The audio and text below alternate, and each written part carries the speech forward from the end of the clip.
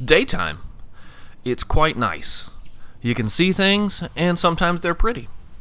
But getting out to ride during the daylight hours is tough when you got a full-time job, and even harder when you toss in some kids. Born out of necessity, we started riding at night. If we wanted more time in the saddle, the only real option were the evening hours.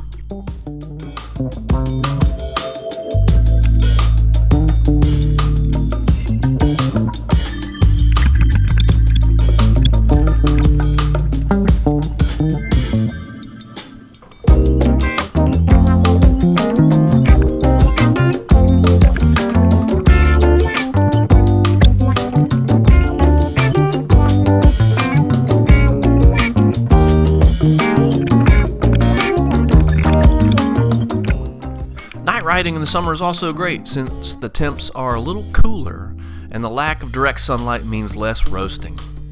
The flip side is that the winter night ride can be pretty frigid.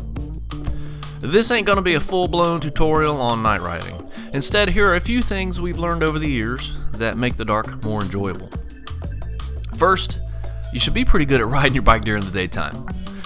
At night, you've got limited visibility and tunnel vision, so you got to be a tad more on your game. Number two, you're going to need to get the right gear, which pretty much means you're going to get a light or a headlamp specifically for riding at night. Taping a flashlight to your helmet or handlebars ain't going to provide enough juice to light your way. You're going to have to spend a little cash here for this, so go talk to your local bike store. They will point you down the right path. I'm sporting this fella right here, and it works pretty well. If you're only going to have one light, get a helmet-mounted light. This way the light always follows your eyes. Handlebar mounts are good too as a placement for a second light, but you'll find your bars move around too much, making catastrophe a higher likelihood. Next, you should ride trail you already know. Getting lost in the daylight on a new trail is kind of fun and adventurous, and it keeps you young at heart. Getting lost at night is just freaking stupid.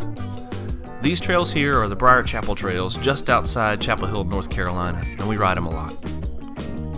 Another helpful tip, you really have to get used to going through turns at night. That is, if you only look at the trail right in front of you in a turn, your visibility about what's coming next is really limited, so you gotta look farther down the trail as much as you can. It's also good to do when you're riding in the day. Finally, you should consider riding with a friend instead of going solo. Nothing's worse than having any kind of mechanical issue in the dark, especially if that issue is your light.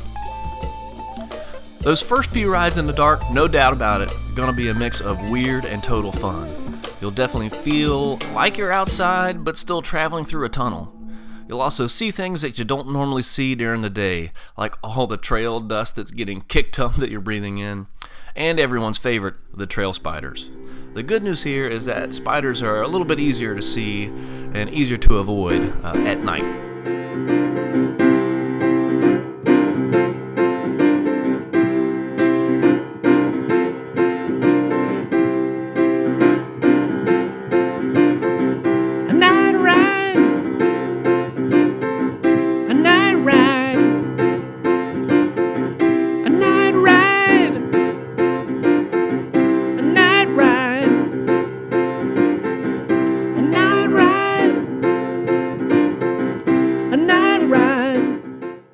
Perhaps the most critical element of any night ride is leaving enough time at the end to sit down and socialize with your mates and enjoy a frosty beverage.